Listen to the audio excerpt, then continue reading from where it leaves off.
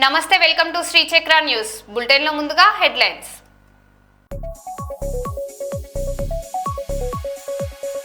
సిరిసిల్ల జిల్లా ఎస్పీ మీద మండిపడ్డ బండి సంజయ్.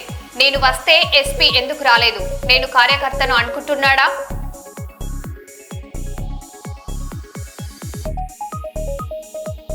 కర్నూలు జిల్లాలో నిర్మాణాలకు తప్పనిసరిగా అనుమతులు తీసుకోవాలని హెచ్చరిక.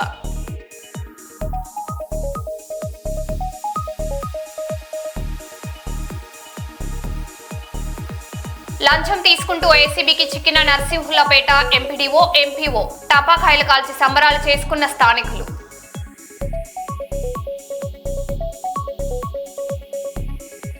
కర్నూలులో మానవ హక్కుల కమిషన్ ఆవిర్భావ దినోత్సవ వేడుకలు.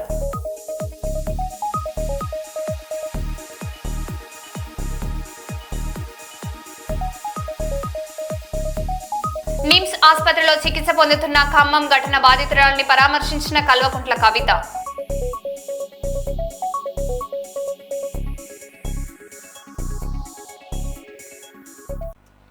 ఇక వివరాల్లోకి వెళ్తే, మైనారిటీల అభివృద్ధి కోసం all minority employees welfare association కృషి చేస్తుందని అసోసియేషన్ వ్యవస్థాపకుడు సయ్యద్ హుస్సేన్ తెలిపారు.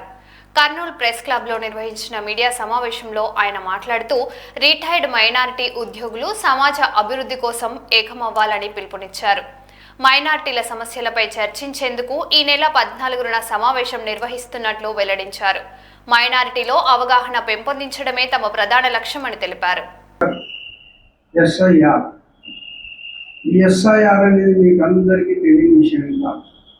రేపు 15వ తారీఖు జూన్ నుంచి రాష్ట్రంలోని ప్రతి జిల్లాలో, మండలంలో, గ్రామంలో ఇంటింటికి ఒక సర్వే చేయడానికి, ఓటరు నమోదు సర్వే చేయడానికి ప్రత్యేకమైన బృందాలు వస్తున్నాయి. మరి వాటిలో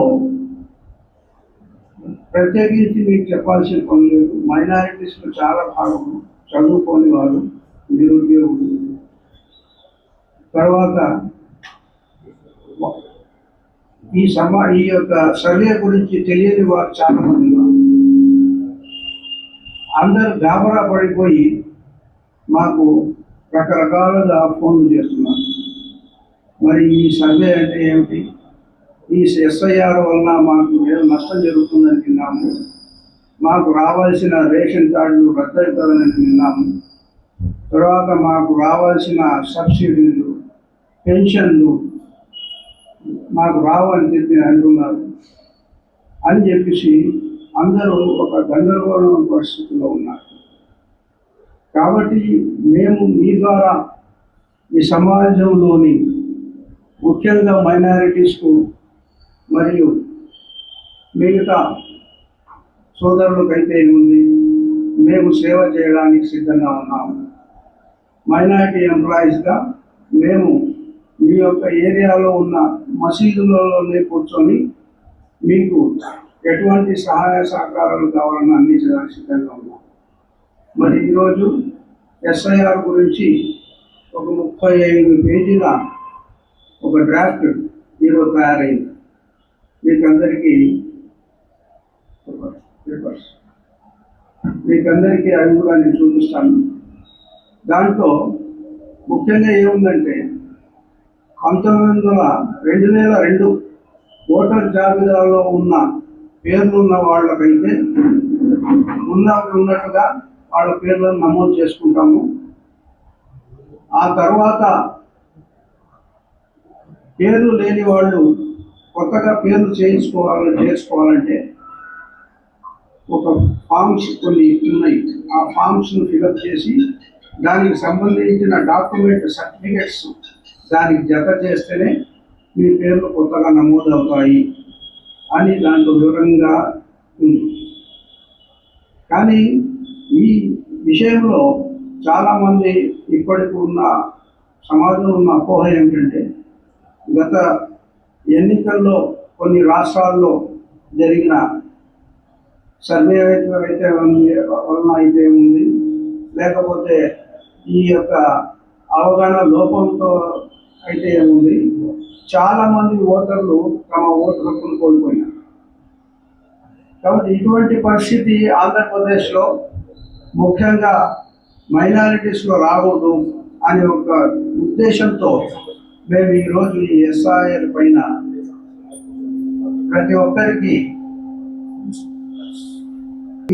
అవగాహన కల్పించాలనే ఉద్దేశంతో ఒక రిటైర్డ్ ఎంప్లాయీని ప్రతి మసీదులో వారి వారి ఏరియాల్లో ఉన్న మసీదులు అయితే ఏముంది, లేకపోతే మేము కేటాయించిన ఏరియాలో ఉన్న మసీదులు అయితే కూర్చొని అక్కడ వారికి వచ్చిన ప్రతి ఒక్క పౌరుని యొక్క అనుమానాలను నివృత్తి చేయడానికి, వారి ప్రశ్నలకు సమాధానం ఇవ్వడానికి మా యొక్క టీంను ప్రతి మసీదులో కూర్చోబెట్టాలని చెప్పి నిర్ణయించారు. మా అధ్యక్షులు మరి వివరంగా అన్ని విషయాలు చెప్పడం జరిగింది. Rayalaseema minority retired employees association ఆవిర్భావం అనేది మనకు ఈరోజు కొత్తగా మనం వస్తున్న ఒక సమస్య. మరి ఎందుకు చేస్తున్నాము ఇది అనేది మన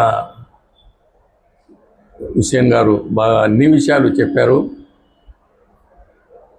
దాదాపు 30-40 సంవత్సరాలు ఉద్యోగం చేసినాం. పక్క వాళ్ళను పట్టించుకోలేదు, బంధువులను పట్టించుకోలేదు. మన గొప్పతనాన్ని మనం చాటుకున్నాం. కాబట్టి రిటైర్ అయిన తర్వాత అయినా మన సమాజానికి మన వంతు కర్తవ్యంగా సేవ చేస్తేనే మనల్ని ఒక మనిషి అంటారు.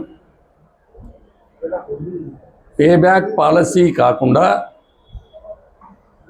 జగద్గ్రంథం ఖురాన్లోనే మీరు ఎన్ని నమాజులు చదివినా,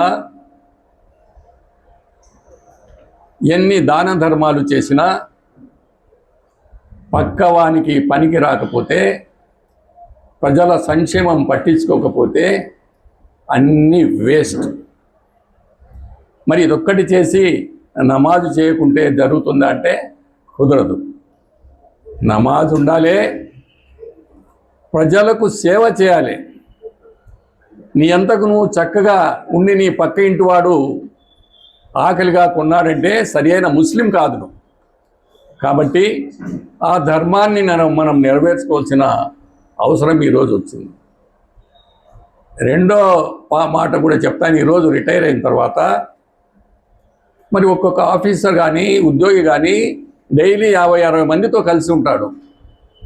రిటైర్ అయిన తర్వాత ఒక్కడే ఆ కుర్చీ మీద బట్ట వేసేవాడు ఉండడు, సెల్యూట్ కొట్టేవాడు ఉండడు, బెల్లు కొడితే టీ తెచ్చేవాడు కూడా ఉండడు, కనీసం మాట్లాడడానికి కూడా మనిషి ఉండడు. జీవన విధానమే మారిపోతుంది, పిచ్చి పడుతుంది. ఏం పని చేయాలన్నారు. ఇన్ని ఆవగేషన్స్ ఉన్నా నాకు ఒక్కొక్క రోజు మరి 17 సంవత్సరాలైంది నేను రిటైర్ అయ్యి. 5-6 అసోసియేషన్లో ఉన్న ఈరోజు కూడా ఏదో రోజు పని జరగకపోతే, పని లేకపోతే చాలా ఫీల్ అవుతాను నేను. ఆ రోజు ఏమేమో పిచ్చి ఇది ఉంటుంది. కాబట్టి రిటైర్ అయిన సోదరులు ఎవరైనా సరే ఈ మంచి విషయాన్ని గుర్తించి ప్రజల్లో ఉండి ప్రజలకు సేవ చేయాల్సిన అవసరం ఉంది. ఇప్పుడు ముఖ్యంగా మైనార్టీలు వెనకబడిన వర్గాలు, ఉద్యోగాలు అయితేనేమి, చదువులు అయితేనేమి, టెక్నిక్ ఇష్యూలు అయితేనేమి ఈరోజు వాళ్ళకి సరైన ప్రాతినిధ్యం లేదు.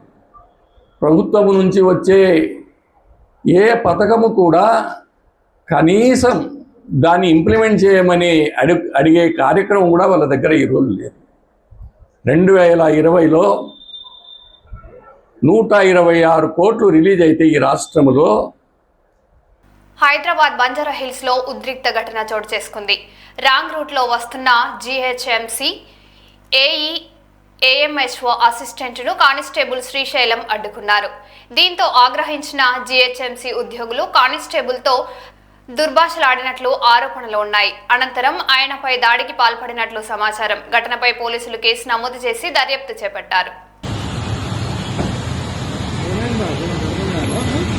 లేదండి, ఇట్లా లేదు, పంపరు ఇట్లా లేదు, ఇట్లా లేదు, ఎల్లో లేదు ఇట్లా. ఆఫీసర్ని పట్టుకోండి, ఏం మాట్లాడుతున్నావు? చెయ్యి మీదేస్తాను, జాగ్రత్త. చెయ్యింది మీదేస్తున్నావు, నువ్వు చెయ్యింది మీదేస్తున్నావు, నువ్వు ఇట్లనే ఉండు, వీణ ఉండు, నువ్వు చెయ్యి మీదే చెప్తున్నా, చెయ్యి మీదే నువ్వు చెప్తున్నా, నువ్వెవరిని చెయ్యి మీద ఎందుకే నేను డ్యూటీ చేస్తున్నా, నువ్వెవరిని చెయ్యి మీద వేస్తున్నావు, నువ్వు చెయ్యి మీదే చెప్తున్నా, దూరం వెళ్ళు, దూరం ఉండు, చెయ్యి మీదే చెప్తున్నా, వీణ ఉండు, ఇక్కడనే ఉండు నువ్వు.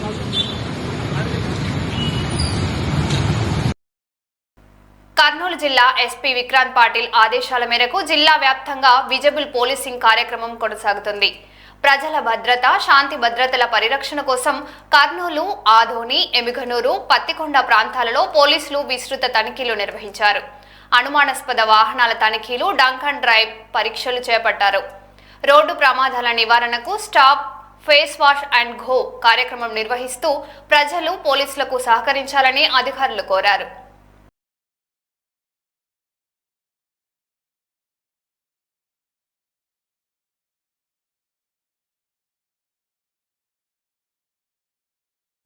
ప్రభుత్వాలు మారినా కర్నూలు జిల్లా అభివృద్ధి కావడం లేదని సీనియర్ వైద్యులు తిరుపాల్ రెడ్డి తెలిపారు.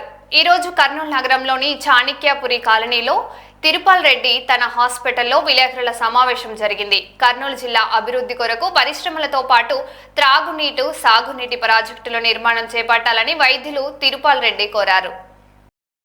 తర్వాత ఎంబీబీఎస్ 78 నుండి 84 దాకా చదివాం. మనము ఒక పబ్లిక్గా, ఒక సిటిజన్గా నేను ఇప్పుడు 74 నుండి కర్నూలులో ఇంటర్మీడియట్ చదివాను. చెప్పండి.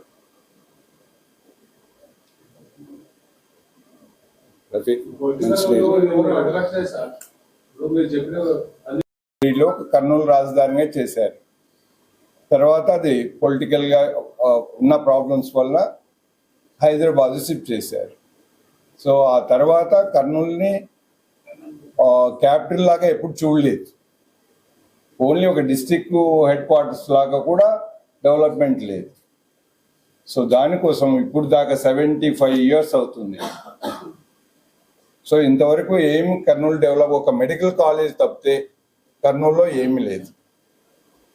ఇప్పుడు మన ముఖ్యమంత్రి గారు మనకు ఇండస్ట్రియల్ హబ్ ఓరవకల్లో ఇచ్చేసి డెవలప్మెంట్ స్టార్ట్ చేశారు. అలాగే ఇప్పుడు రాయలసీమలో హార్టికల్చర్ని డెవలప్ చేయాలని మొదలు పెట్టారు. సో ఇండస్ట్రియల్గా ప్లస్ హార్టికల్చర్ మాత్రమే డెవలప్మెంట్ కర్నూలుకి సరిపోదు. మేమేం చెప్తున్నామంటే కర్నూలుని 4th పిల్లర్గా డెవలప్ చేస్తే బాగుంటుందని. అంటే కర్నూలుని 4th పిల్లర్గా ఎలాంటి డెవలప్మెంట్ అంటే, ఇప్పుడు మార్నింగ్ నిద్రలేస్తే పేపర్లో కానీ టీవీలో కానీ మనం ఏం చూస్తాము, వింటాము, తిరుపతి, అమరావతి, వైజాగ్ మాత్రమే మేజర్ మెగా సిటీ లాగా డెవలప్ చేస్తున్నారు. సో ఎవరు డిస్కస్ చేసినా కూడా ఆ 3 మాత్రమే చెప్తున్నారు. కర్నూలులో ఎవరు కూడా కామెంట్, అంటే అసలు డెవలప్మెంట్ గురించి కర్నూలులో డెవలప్మెంట్ కావాలని ఎవరు కూడా అడగడం లేదు, చెప్పడం లేదు. సో మనమేం డిమాండ్ రిక్వెస్ట్ చేస్తున్నామంటే కర్నూలుని 4th మెగా సిటీగా ఆర్ 4th పిల్లర్ ఆఫ్ ఆంధ్రప్రదేశ్గా, అంటే ఇప్పుడు 3 పిల్లర్స్ ఉన్నాయి కదా, వైజాగ్, అమరావతి అండ్ తిరుపతి. అలాగే 4th పిల్లర్గా కర్నూలుని ఎందుకు డెవలప్ చేయకూడదు? ఆ 4th పిల్లర్ అంటే ఇప్పుడు ఎగ్జాంపుల్ వాళ్ళంతా ఏమనుకుంటున్నారంటే తిరుపతి మనకు రాయలసీమ, ఎంటైర్ రాయలసీమ కవర్ చేస్తుంది అనుకుంటున్నారు. కానీ కర్నూలు నుండి ఆదోని నుండి మనం తిరుపతి పోవాలంటే 350 కిలోమీటర్స్ నుండి 450 కిలోమీటర్స్ దూరం అవుతుంది. సో కర్నూలుకి, అంటే మనం రాయలసీమకు, ఎంటైర్ రాయలసీమకు తిరుపతి మెయిన్ అంటే మెగా సిటీగా అంటే మనకు అప్రోచబుల్గా లేదు. కాబట్టి మనం కర్నూలుని రాయలసీమ సెంటర్గా, అంటే లొకేషన్గా, సో మనము ఇది డెవలప్ చేసుకోగలిగితే ఫ్యూచర్ బాగుంటుంది. దానికోసం మేమేమని చెప్తున్నామంటే కర్నూలుని రాష్ట్రంలో 4వ మెగా నగరంగా ఆర్ 4వ స్తంభంగా కర్నూలుని ఆంధ్రప్రదేశ్లో డెవలప్ చేస్తే బాగుంటుంది. అది కూడా మల్టీఫేసిక్, అంటే ఓన్లీ ఇండస్ట్రీలు హార్టికల్చరే కాకుండా మెడికల్ హబ్గా, ఐటీ కారిడార్ ఎందుకు అడుగుతున్నాం మనము? కర్నూలు నుండి హైదరాబాద్, బెంగళూరుకు నేషనల్ హైవే ఉంది 44. ఈ కారిడార్ని డెవలప్ చేయగలిగితే ఐటీగా, ఇన్ఫర్మేషన్ అండ్ టెక్నాలజీ హబ్గా కారిడార్గా డెవలప్ చేస్తే పిల్లలు ఎవ్రీ ఇయర్ 1,00,000 మంది రాయలసీమలో ఇంజనీరింగ్ గ్రాడ్యుయేట్స్, మిగతా గ్రాడ్యుయేట్స్ చాలా మంది మోర్ దాన్ 1 lakh వస్తున్నారు. వాళ్ళకు కంపెనీ ప్లేస్మెంట్ వచ్చేసి ఓన్లీ 10% మాత్రమే ఉంది. సో రిమైనింగ్ 90% మనం పత్తికొండ, కోడుమూరు ఆనియన్స్ లాగా రోడ్లో పడుతున్నారు. వాళ్ళంతా అన్ఎంప్లాయ్మెంట్గా ఉండిపోతున్నారు, వాళ్ళకి ఫ్యూచర్ ఏం లేదు. సో కాబట్టి మనము ఐటీ కారిడార్ లాంటిది వస్తే కానీ హైదరాబాద్ టు బెంగళూరు వేలో కర్నూలు అండ్ అనంతపూర్ మధ్యలో ఏదన్నా ఐటీ కారిడార్ లాంటివి డెవలప్ చేస్తే ఫ్యూచర్ రాయలసీమకు చాలా బాగుంటుంది. అలాగే మెడికల్ హబ్ ఎందుకు చెప్తామంటే, ఇప్పుడు తీసుకోండి, అమరావతిలో ఎయిమ్స్ ఇన్స్టిట్యూట్ అక్కడ పెట్టారు, మంగళగిరిలో. తిరుపతిలో స్వామి దయ వలన స్విమ్స్ని అక్కడ పెట్టారు.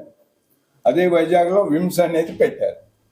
కర్నూలులో ఏదైనా ప్రాబ్లం వస్తే కన్నా కర్నూలు అంటే నిమ్స్ లాంటిది, హైదరాబాద్లో నిమ్స్ లాంటిది, కర్నూలులో ఎయిమ్స్ లాంటిది ఒక మంచి సెంట్రల్ ఇన్స్టిట్యూట్ వస్తే కర్నూలు నుండి పబ్లిక్ ఎలా వెళ్తున్నారు? ఎగ్జాంపుల్, మనం ఇక్కడ ఒక 10,000 ఖర్చు అవుతుందంటే హైదరాబాద్ వెళ్తే 1,00,000 రూపాయలు అవుతుంది. ఇక్కడ 1,00,000 రూపాయలు ఖర్చు అవుతుందంటే అక్కడికి వెళ్తే 10 లక్షలు అవుతుంది. ఇక్కడ 10 లక్షలు అవుతుందంటే 1 crore దాకా అవుతుంది. సో మిడిల్ క్లాస్ అండ్ లో middle class and upper class కూడా చాలా బర్డెన్ అయిపోతుంది. ఆ రెవెన్యూ అంతా కూడా మనం తెలంగాణకు పంపిస్తున్నారు, అంటే హైదరాబాద్ పోతే పేషెంట్స్. సో కాబట్టి మనము మెడికల్ హబ్ అంటే ఏమిటి? Rayalaseema institute of medical sciences కానీ, ఆర్ ముఖ్యమంత్రి గారి పేరు మీద Chandrababu institute of medical sciences కానీ కర్నూలులో స్టార్ట్ చేస్తే ఈ ఏరియా కర్నూలు, కడప, అనంతపూరు, ప్రకాశం, తర్వాత బళ్ళారి అండ్ రాయచూర్ అండ్ తెలంగాణ భాగం కూడా చాలా మటుకు వనపర్తి, జడ్చర్ల దాకా కవర్ అవుతుంది.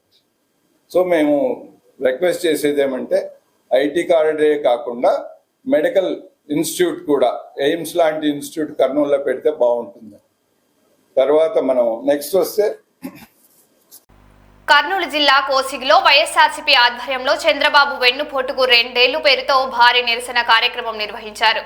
ఎమ్మెల్యే బాలనాగిరెడ్డి నేతృత్వంలో గేరి నుంచి అంబేద్కర్ సర్కిల్ వరకు భారీ ర్యాలీ చేపట్టారు. కూటమి ప్రభుత్వం ఎన్నికల హామీల అమలులో విఫలమై ప్రజలను మోసం చేసిందని ఆయన ఆరోపించారు. ఈ కార్యక్రమంలో 4 మండలాల పార్టీ నాయకులు, కార్యకర్తలు పెద్ద ఎత్తున పాల్గొన్నారు.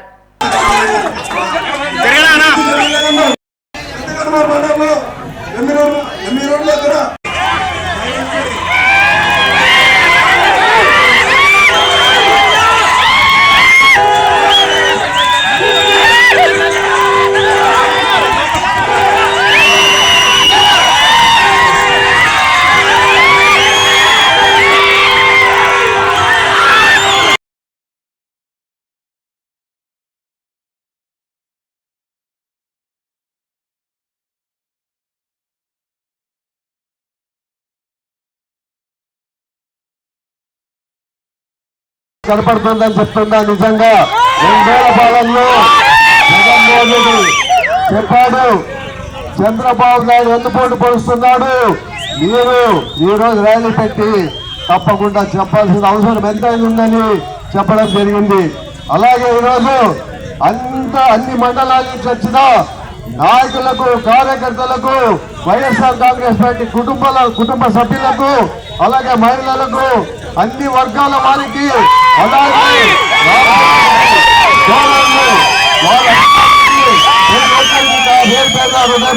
రైతుల గురించి ఏ కోసాన్ని కొంతమంది ఆలోచన చేశావా? 2 సంవత్సరాలు కాదు, ఒక్క 8,000 వేసి ప్రజలకు మభ్యపెట్టావు రైతులను.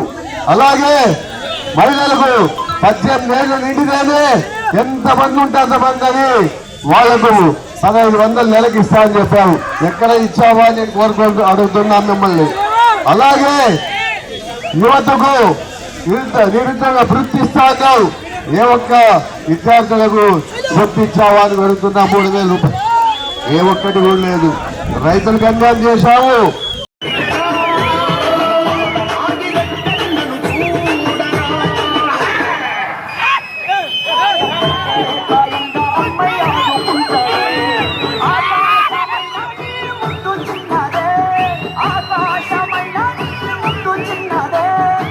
ఖమ్మం ఘటన బాధిత బాలికను నిమ్స్ ఆసుపత్రిలో తెలంగాణ రక్షణ సేన అధ్యక్షురాలు కల్వకుంట్ల కవిత పరామర్శించారు. బాధితురాలి ఆరోగ్య పరిస్థితిపై వైద్యులను అడిగి తెలుసుకొని కుటుంబ సభ్యులకు ధైర్యం చెప్పారు.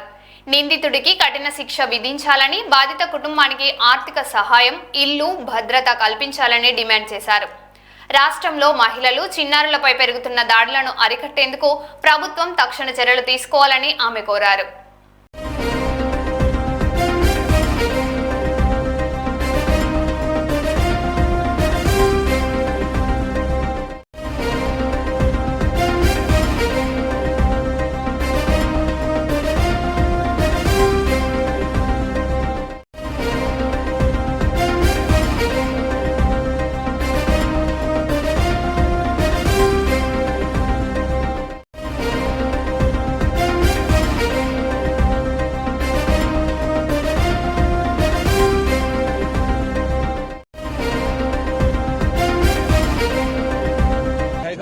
ఖమ్మం పట్టణంలో జరిగినటువంటి హృదయ విదారకమైనటువంటి ఘటన.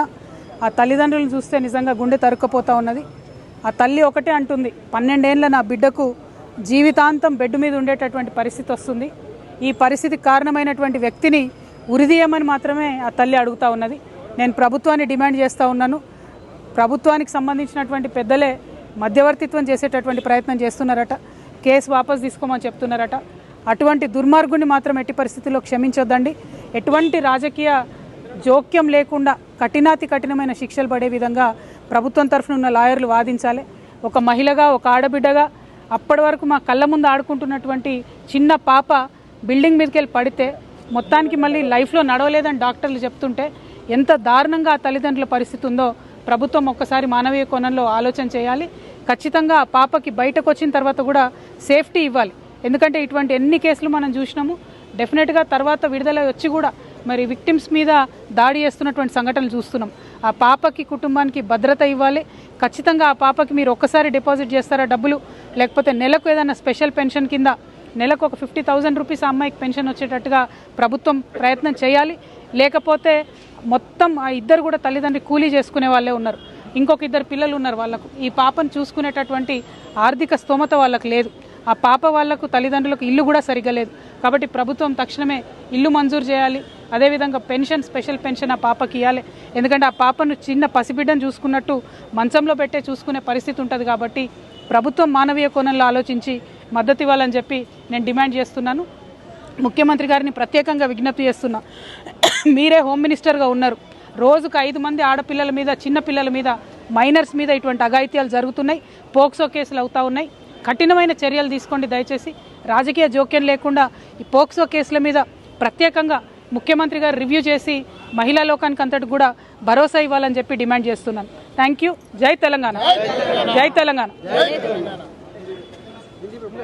డాక్టర్ బిఆర్ అంబేద్కర్ సచివాలయంలో డిప్యూటీ సీఎం భట్టి విక్రమార్క అధ్యక్షతన రీసోర్స్ విజిలెన్షియన్ కేబినెట్ సబ్ కమిటీ సమావేశం ప్రారంభమైంది. ఈ భేటీలో మంత్రులు శ్రీధర్ బాబు, ఉత్తమ్ కుమార్ రెడ్డిలతో పాటు special chief secretary Jayesh Ranjan రాష్ట్ర ఆదాయ వనరులపై చర్చిస్తున్నారు. ఈ సమావేశంలో రాష్ట్ర ఆర్థిక వృద్ధికి అవసరమైన వనరులను సమీకరించడంపై ప్రధానంగా చర్చ జరుగుతుంది.